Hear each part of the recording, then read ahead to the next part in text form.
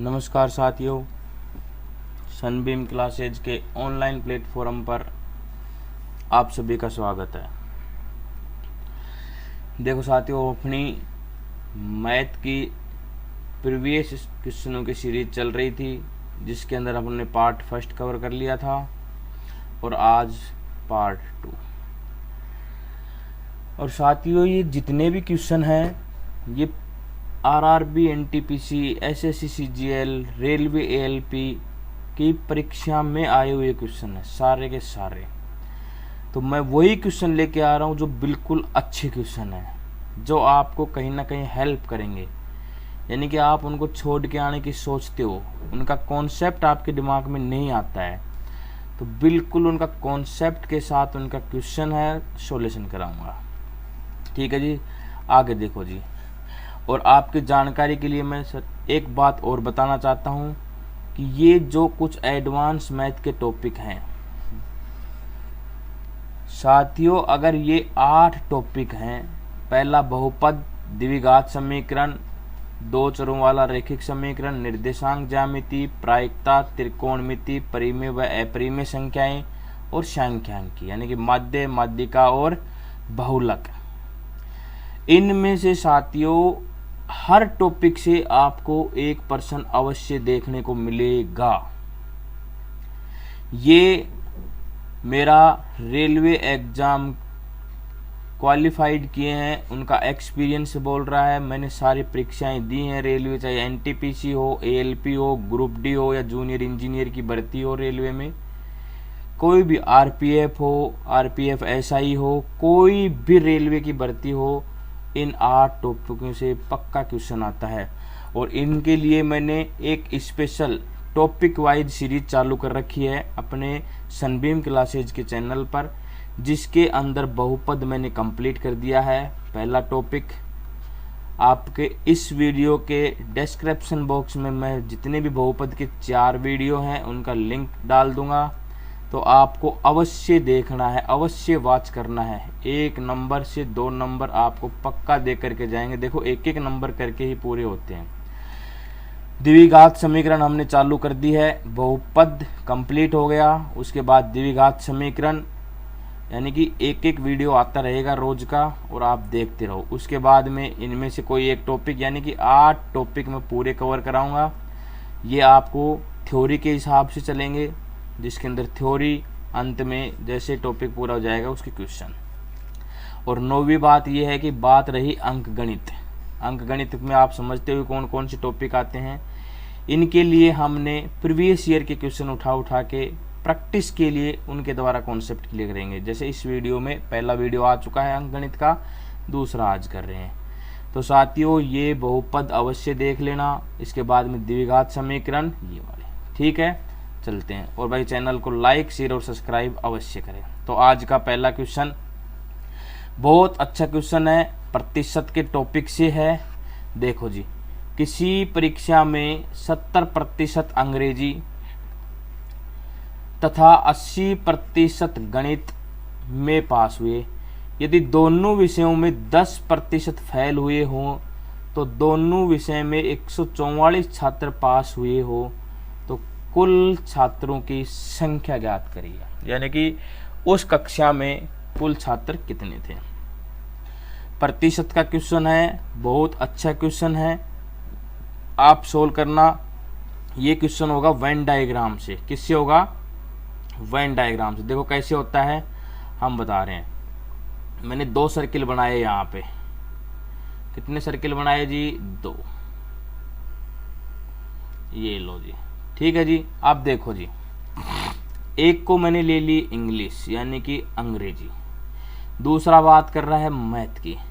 अब ये जो अंग्रेजी का चैनल है, इसके अंदर 70% अंग्रेजी में पास हो रहे हैं। लेकिन देखो, आपको जब दोनों विषय की बात करता है तो वो डाटा लेके चलना पड़ता है, ध्यान रखना जी। तो दोनों विषय में फेल कितने हो रहे हैं? 10। ठीक है। अब देखो, जब अंग्रेजी में 70% जी पास हैं, तो जी पूरी अंग्रेजी अकेली में फेल कितने हैं जी? 30%। ये बच्चे फेल हैं। तो पूरी अंग्रेजी ये पूरा गोला दर्शा रहा है, तो इसमें फेल कितने हैं जी 30%। इनको मैं अंदर नहीं लिखूंगा, ठीक है जी। आगे देखो 80% गणित में पास हुए जी। देखो जब गणित में पास 80% हो रहे हैं तो जी फेल कितने हो रहे हैं जी 20%। कितने फेल हो रहे हैं जी 20। तो यानी कि मैथ में कितने फेल हो रहे हैं जी 20। और ये कह रहा है कि दोनों विषयों में 10% फेल है। तो ये जो अंदर का ब्लॉक है जी ये है दोनों विषयों का। तो इसमें कितने फेल हो रहे हैं जी 10%। अब एक बात बताओ, पूरी अंग्रेजी में 30% फेल, तो केवल अंग्रेजी में कितने फेल हुए भाई 30 थे, 10 ये गए, तो अंग्रेजी विषय में केवल फेल हुए जी 20। इसी प्रकार मैथ में 20% है, तो 10 ये माइनस हो गए, तो अंग्रेजी में फेल हुए जी 10। कुल बच्चे फेल कितने हो गए देखो जी 20 10 10 20 10 10, यानी जी 40% बच्चे फेल हो गए। अब देखो अपने पास ये बोल रहा है कि दोनों विषयों में पास कितने हुए 144। देखो जब दोनों विषयों में बच्चे फेल हुए 40, तो जी पास कितने हुए जी 100 माइनस 40, यानी जी 60% बच्चे क्या हो गए पास। और यही अपने को डाटा दे रखा है, यदि 60% के बराबर है जी 144, तो देखो जी 10% या 1% निकाल लो। जब 10% निकालेंगे मतलब इसमें भी 6 का भाग लगा दिया, तो इसमें भी किसका भाग लगा दो जी 6 का। तो 6 दूनी 12 और 6 चौक 24, यानी कि 10% किसके बराबर हो गया जी 24। और प्रतिशत का मतलब है कुल बच्चे कितने हैं जी 100%। तो इधर भी 10 से गुणा किया, तो इधर भी 10 से गुणा कर दो, 24 गुणा 10 240, यानी कि उस कक्षा में कुल बच्चे कितने थे जी 240। Option number C. I hope समझ में आया होगा ऐसा कॉन्सेप्ट। जब भी आपको यहाँ जो दोनों विषय दे रखे हैं वो लेके चलना पड़ता है, ठीक है जी। तो जी यदि एक वस्तु की कीमत 11 सही 1/9% है जी, ये टाइपिंग में मिस्टेक हो गई, ये था जी 11 सही 1/9% है जी। कमी होने पर एक ग्राहक 270 रुपये में 3 kg अधिक वस्तु खरीद सकता है, तो वस्तु के प्रारंभिक मूल्य व नए मूल्य का अंतर कितना है, लगाइए जी। देखो जी यहाँ पे एक कॉन्सेप्ट की बात करते हैं हम। कॉन्सेप्ट ये है जी, वापस देखिए जी, कीमत और खपत एक दूसरे के व्युत्क्रमानुपाती होती है। कीमत का मतलब प्राइस, कीमत का मतलब क्या होता है जी प्राइस। देखो जी कैसे आप इसको समझो, एक कॉन्सेप्ट। आप 200 रुपये हैं आपकी पॉकेट में, कितने रुपए है जी 200। आप गए बाजार में, कहाँ गए जी बाजार में। फर्स्ट दिन बाजार में गए तो आपने देखा कि वहां पे मेरे को 40 रुपए प्रति केजी, यानी कि 1 किलो सेव कितने के मिले जी 40 रुपए के। तो आप कितने सेव लेके आए जी 5 केजी, यानी कि 40 रुपए जब 1 केजी सेव थे तो आप लेके आए जी 5 किलो। अब जब आप दूसरे दिन बाजार गए, कॉन्सेप्ट है जी देखना समझना, तब आपको वहां लगा 50 रुपए का 1 केजी सेव।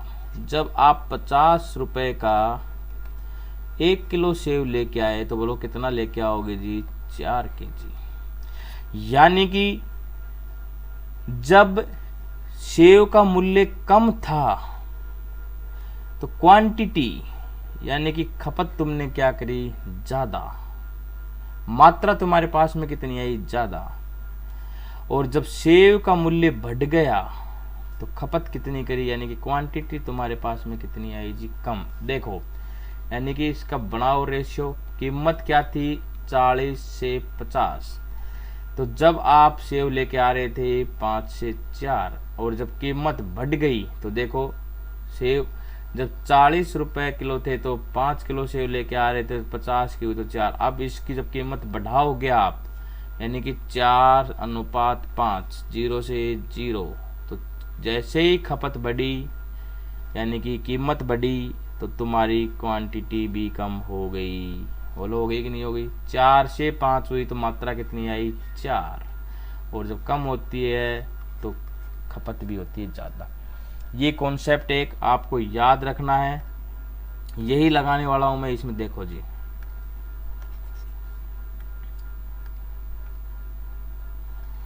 ये लो जी। तो वो ये कह रहा है कि यदि एक वस्तु की कीमत में 11 सही 1/9%, एक वस्तु की कीमत में 11 सही 1/9% की कमी आ रही है। क्या आ रही है? कमी। यानी कि इसकी फ्रैक्शन वैल्यू होती है जी 1/9। पहले मूल्य 9 रुपए था, कमी होने के बाद में कितना हो गया जी? 8। यानी कि कीमत का रेशियो क्या आ गया जी? 9:8। कितना आ गया? 9:8। और आपको मैंने बताया है व्युत्क्रमानुपाती होती है, जो खपत का रेशियो चेंज हो जाएगा, ये आ जाएगा 8:9। अब आप देखो सवाल में कि जब कीमत में कमी होगी, सीधी सी बात है, तो सामान ज्यादा आएगा। तो पहले जब महंगाई थी तो 8 लेके आ रहे थे, अब थोड़ा काम सस्ता हो गया तो कितना लेके आए? 9। यानी कि आपने खपत में कितनी वृद्धि करी? 1। कितनी वृद्धि करी? 1। लेकिन सवाल में कितनी वृद्धि कर रहा है जी? 3। तो 1 के बराबर कितने आ गया जी? 3 kg। अब देखो, आप 1 के बराबर 3 kg, तो 8 के बराबर कितना आ गया जी? इसको 3 से गुणा कर दो, यानी कि 24 kg। और 9 के बराबर कितना आ गया जी? इसको भी 3 से गुणा कर दो, यानी कि 27 kg। अब आपके पास कुल रुपए कितने हैं जी? 270। कितने रुपए हैं जी? 270। अब पहले वाले की कीमत निकालने के लिए आपके पास रुपए भी आ गए और क्वांटिटी भी आ गई, तो इसमें भाग लगा दो। तो 270 में जब 24 का भाग लगाओगे तो ये आ गया जी 24 से कम 24, यहाँ से 7 में से कितना आ गया जी? 24 से कम 24, 6 पॉइंट, 24 दूनी 48, 12, 20 और 24 पंजे 120। यानी कि जी पहले मूल्य था जी 11.25 रुपए में आप एक वस्तु खरीद रहे थे। बाद में ये था जी प्रारंभिक मूल्य और ये हो गया जी अंतिम मूल्य, यानी कि इसे कह देते हैं नया मूल्य। इसे नया मूल्य भी तो कह देते हैं, ठीक है जी। तो नया मूल्य क्या आ जाएगा जी? 270/27 लगाओ भाग, कितना आ गया जी? 10 रुपया। अब वो पूछ रहा है कि प्रारंभिक व नए मूल्य में अंतर। तो प्रारंभिक मूल्य था 11.25, नया मूल्य आ गया 10, आंसर आ गया जी 1.25 रुपया। बहुत अच्छा सवाल है जी, ऑप्शन नंबर बी। कितना आ गया जी? 1.25। चलो जी नेक्स्ट सवाल की ओर बढ़ते हैं। देखो ऐसे ऐसे कॉन्सेप्ट हैं, आप अर्थमेटिक निकाल ले जाओगे। जब ऐसे सवाल आते हैं तो बहुत सोच समझ के करना पड़ता है, एक एक लाइन को पकड़ना पड़ता है ऐसे सवालों में। तो लगाइए, देखते हैं किन किन बच्चों को आता है। देखो जी, x, y, z 3 धनात्मक पूर्णांक हैं। देखो गौर करना इस शब्द पे, पूर्णांक तो हैं, क्योंकि पूर्णांक संख्याएं प्लस भी होती हैं माइनस भी होती हैं और साथ में 0 भी होती है। लेकिन यहाँ पे जो इसने लगाई कॉन्सेप्ट, वो कह रहा है कि धनात्मक लेनी है। जो तीनों के तीनों पूर्णांक लेने हैं वो कैसे लेने हैं जी? धनात्मक, यानी कि पॉजिटिव नंबर लेने हैं। आगे देखो, इस प्रकार है कि, और वो जो तीनों धनात्मक नंबर है वो इस प्रकार हैं कि x बड़ा है y से और y बड़ा है z से, यानी कि सबसे छोटा है वो z है और z से बड़ा y है और y से बड़ा x। सबसे बड़ा कौन सा है जी? x। इनमें से कौन सा गुणनफल एक्स वाई जेड यानी कि इन तीनों को गुणा कर देते हैं एक्स वाई जेड को तो के निकटतम है, तो इनके निकटतम कौन सा आएगा। देखो जी, आप एक्स वाई जेड कुछ भी मान सकते हो, धनात्मक पूर्णांक, कोई दिक्कत नहीं है, आंसर वही आएगा। लेकिन जब गुणा ही करना है तो मेरे पास सबसे बेस्ट ऑप्शन होता है कि जी x का मान लिया मैंने 3, y का 2 और z का 1, और ये चीज भी लागू हो गई। देखो 1 से बड़ा 2 और 2 से बड़ा 3 यानी कि सबसे बड़ा x, फिर y और फिर 1, और तीनों धनात्मक पूर्णांक हैं। ये लो, अब देखो जी x y z तीनों को गुणा करो, 3 गुणा 2 गुणा 1 यानी कि कितना आ रहा है जी 6।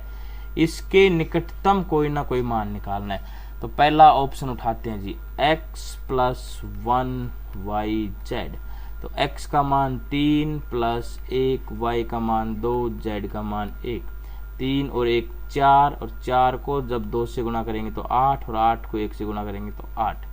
तो पहले ऑप्शन के अनुसार 8। दूसरा ऑप्शन देखो जी x यानी कि 3 y 2 प्लस 1 और z का मान 1, तो अंदर जोड़ेंगे तो 3, और 3 को 3 से गुणा करेंगे 9, और 9 को 1 से गुणा करेंगे तो जी 9। तीसरा देखो जी x y यानी कि 3 गुणा 2 ब्रैकेट में 1 प्लस 1, 3 दूनी 6, ये आ गया 2, 6 को जब 2 से गुणा करेंगे तो ये आएगा 12। फोर्थ ऑप्शन देखिए जी x यानी कि 3 गुणा 2 और 1 माइनस 1, और 1 में से 1 गया तो 0, और 0 को किसी के साथ गुणा करेंगे तो क्या जाएगा 0। अब देखो जी निकटतम मान बताना है, क्या बताना है जी निकटतम, तो 6 के सबसे नजदीक कौन सा है, तो 6 के सबसे नजदीक है जी 8 यानी कि ऑप्शन नंबर 1, ऑप्शन नंबर 1। ऐसे ही आपको चेक करना है।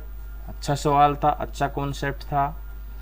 लेने को तो आप धनात्मक पूर्णांक कुछ भी ले सकते हो, 2 3 4 ले लो, 5 6 7 ले लो, लेकिन ऐसा लो ना कि गुणा करने में आसानी रहे। ठीक है जी, आगे चलते हैं। देखो बिल्कुल एकदम न्यू कॉन्सेप्ट, कहीं कोई नहीं सीखा। अगर आपकी हेल्प के लिए मैं बता दूं कि आपके लिए बहुत जल्दी वीडियो आ रहा है एक, जिसके अंदर मैं आपको परिमेय और अपरिमेय संख्याएं पढ़ाऊंगा। आपको बहुत छोटी चीज लगती होगी परिमेय और अपरिमेय, लेकिन बहुत खतरनाक है, बहुत खतरनाक है। नाम सुना है परिमेय अपरिमेय, बहुत खतरनाक है। अगर आता है तो चैलेंज लगाइए, सवाल बताइए, आंसर करके देखिए। तो देखो सबसे पहले इसके लिए एक स्पेशल वीडियो आ रहा है जिसके अंदर परिमेय और अपरिमेय संख्या ही बताई जाएंगी, तो वह आपको वीडियो देखना पड़ेगा। ठीक है जी, लेकिन उससे पहले मैं अभी हेल्प कर देता हूँ आपकी जी। अपरिमेय वे संख्याएं होती हैं जिनका मान निश्चित नहीं होता, यानी कि कभी पूरा नहीं निकलता है, कभी भी पूरा नहीं निकलेगा। जैसे 1.3645 9 0 1 2 ऐसे चलता रहेगा डॉट डॉट, ये सारी क्या है जी अपरिमेय। जैसे √3 कभी पूरा मान नहीं निकलेगा, ये क्या है अपरिमेय। तो अपरिमेय वे संख्याएं होती हैं जिनका मान कभी नहीं निकाल सकते हम, क्या कहलाती हैं अपरिमेय संख्याएं। अब देखो करो, देखो जी हम आपको बताते हैं, यदि हम, ये तो नहीं है जी, यहाँ पे 2 है, ये क्या है जी 2। यदि हम 2 अपरिमेय संख्याओं को जोड़ें तो परिणाम संख्या क्या निकलेगी, यानी कि उन दोनों अपरिमेय संख्याओं को जोड़ने पर क्या परिणाम आएगा। क्या सदैव एक परिमेय संख्या प्राप्त होगी, क्या सदैव एक अपरिमेय संख्या आएगी, कभी अपरिमेय भी हो सकती है या परिमेय भी, या सदैव एक पूर्णांक संख्या प्राप्त होगी। देखो जी, बोलो √3, ठीक है जी, और एक ले लीजिए मैंने, क्या कुछ भी दूसरी परिमेय संख्या ले लो आप, 2 अपरिमेय संख्याएं ही तो लेनी है। दूसरी मैंने ले लीजिए √2, इन दोनों को जोड़ो तो √3 प्लस √2, ये भी क्या निकल गई, ये भी अपरिमेय, ये भी अप्रिमेय, तो भाई ये भी कैसी निकल के आ गई, अप्रिमेय। तो अब आपका आंसर आ गया कि दोनों जब जोड़ेंगे तो हमेशा अप्रिमेय आएंगे। नहीं भाई, गलत है। आगे देखो, एक मान लो मैंने ले ली 2 + √3 अप्रिमेय संख्या, और एक ले लीजिए 2 - √3, ये भी क्या है जी, अप्रिमेय संख्या। जोड़िए 2 + √3 प्लस 2 - √3, √3 से -√3 कैंसिल आउट, 2 और 2 मिलके क्या बन गया, 4, जो क्या है जी एक परिमेय संख्या, जो क्या है जी एक परिमेय संख्या। पूरा वीडियो आ रहा है, बहुत आसान मत समझ लेना परिमेय परिमेय को, ठीक है जी। तो आपका आंसर जाएगा जी सी। कभी ये परिमेय भी बन सकती हैं, कभी ये अपरिमेय भी बन सकती हैं, तो आंसर जाएगा सी। नेक्स्ट क्वेश्चन करो, बहुत अच्छा कॉन्सेप्ट। एक पारी का अधिकतम स्कोर कुल स्कोर का 3/11 है, यानी कि जो पहला स्कोर है एक पारी का वो कुल स्कोर का 3/11। अगला अधिकतम यानी कि जो सेकंड स्कोर होता है वो शेष स्कोर का है जी 3/11। यदि इन दोनों स्कोरों का अंतर दे रखा है जी 18, तो कुल स्कोर कितना था वही ज्ञात करना है। अब देखो, करने को तो आप x मान के भी कर सकते हैं, लेकिन बहुत लेंदी हो जाएगा। अब मेरी बात सुनो, इधर देखो, यहाँ पे भी क्या है जी 3/11, यहाँ पे भी क्या है जी 3/11। इनमें जो ये हर दे रखा है, देखो कोई भी भिन्न होती है तो भिन्न को ऑलवेज हम हमेशा अंश बटे हर के रूप में लिखते हैं। ऊपर वाली संख्या अंश कहलाती है, नीचे वाली संख्या हर। तो आपको जो भी हर दे रखा है इनका लिया करो एलसीएम। क्या लिया करो, एलसीएम, या इनको दोनों को गुणा कर लिया करो। तो जब 11 को 11 से गुणा करते हैं तो क्या आता है 121। तो माना कुल स्कोर क्या है जी 121, ठीक है जी। अब फर्स्ट पारी का स्कोर क्या कह रहा था जी, कुल स्कोर का 3/11। तो 11 से ये 11 इसलिए किया था कि ये तुरंत कट जाएगा। आप मानने को तो 22 मान सकते हो, 23 मान सकते हो, लेकिन वो कटेगा नहीं। अपने ये काटने के लिए एलसीएम या इन दोनों संख्याओं को गुणा करते हैं। देखो 11 से भाग लगाएंगे, किस में 11 आएगा, 11 को जब 33 से गुणा करेंगे, 3 से गुणा करेंगे तो क्या आ गया 33। यानी कि फर्स्ट पारी का जो कुल स्कोर था अधिकतम वो कितना था जी 33। अगला क्या कह रहा है कि शेष स्कोर का, देखो जी सेकंड पारी। अब शेष कुल स्कोर 121 था, इसमें से जब 33 जाएगा तो बोलो जी कितना बनेगा, 11 में से 3 गई तो 8, फिर 11 में से 3 गई तो 8, यानी कि शेष स्कोर कितना रहेगा 88। इसका 3/11 सेकंड हाईएस्ट था।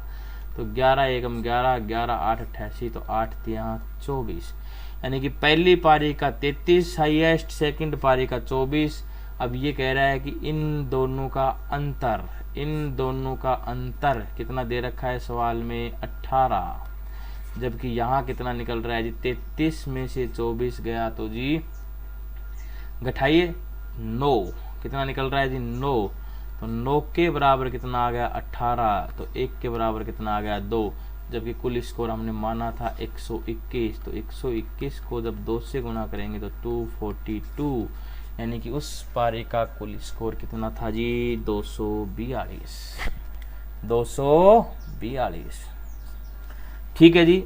चलो आज का ये अंतिम सवाल बहुत अच्छा सवाल है। देखो जी, जब भी आपको ऐसे सवाल कहीं देखने को मिल जाएं, यहाँ पे 2 सवाल बनते हैं, या तो प्लस का चिन्ह मिलेगा या माइनस का चिन्ह। जैसे कि √6 है, फिर √6 है, फिर √6 है, और ऐसे चल रहा है डॉट अनंत तक। फिर तो आपको इसके लिए क्या करना पड़ता है कि ये जो 6 दे रखा है इसको ऐसी 2 संख्याओं के गुणा में तोड़िए, जैसे 2 × 3, कि इन दोनों का जो HCF हो वो ऑलवेज होना चाहिए 1, यानी कि वो 2 सहअभाज्य संख्याएं लेनी है। भाई सहअभाज्य संख्याएं क्या होती हैं, जिनका HCF क्या होता है 1, वो क्या कहलाती हैं, को प्राइम नंबर, यानी कि सहअभाज्य संख्याएं कहलाती हैं। तो आपको वो दो सह अभाज्य संख्याएं लेनी है जिनका डिफरेंस कितना हो 1 या HCF कितना हो 1 और दोनों का गुणा भी कितना मिल जाए 6। अब बात है यदि प्लस का चिन्ह होता है तो बड़ी वाली संख्या लेते हैं और माइनस का चिन्ह होता तो जी छोटी वाली संख्या। तो तोड़िए जी 272 को। आपको जैसे नहीं करना आता तो चलो मैं बता देता हूँ, आपको 272 के करने हैं जी अभाज्य गुणनखंड। क्या करने हैं? अभाज्य गुणनखंड। और अभाज्य गुणनखंड में सारी अभाज्य संख्या ही आती है, ध्यान रखना शब्द लगा है। देखो बताने को तो बहुत चीजें, क्लास बड़ी हो जाती है। एक होता है गुणनखंड, एक होता है अभाज्य गुणनखंड। तो गुणनखंड एक अलग चीज है, अभाज्य गुणनखंड एक अलग चीज है, गुणज एक अलग चीज है। बताने को बहुत कुछ होता है लेकिन क्लास बड़ी हो जाती है। फिर एक स्पेशल वीडियो बनाएंगे अभाज्य गुणनखंड, गुणनखंड और गुणज के अंदर सह अभाज्य संख्याएं क्या होती है। देखो सबसे पहले मैंने लगाया जी 2 का भाग, तो 2 एकम 2, 2 3 6, 2 छिकी 12। फिर वापस से लगाया 2 का भाग, क्योंकि इकाई अंक क्या चल रहा है 2 6, तो 2 का जाएगा, 2 छिकी 12, 2 8 16। अब फिर से वापस जाएगा 2 का तो 34, फिर से 2 का जाएगा 17। अब किसका जाएगा जी 17। तो 2 दूनी 4, 4 दूनी 8, 8 दूनी 16, तो 16 गुणा 17। बोलो दोनों से अभाज्य संख्याएं हैं क्योंकि इनका डिफरेंस भी कितना है 1। तो 272 का 16 गुणा 17। अब चिन्ह चेक करो, चिन्ह क्या है जी माइनस, माइनस है तो छोटी संख्या, आंसर 16। और यहाँ प्लस का चिन्ह होता तो आंसर आ जाता जी 17। ठीक है साथियों, तो देखो मैं पूरी क्लास में कहीं पे भी नहीं बोला कि चैनल को लाइक शेयर और सब्सक्राइब करें, इतना सा ध्यान है, चैनल को लाइक शेयर सब्सक्राइब अवश्य करें। Thank you.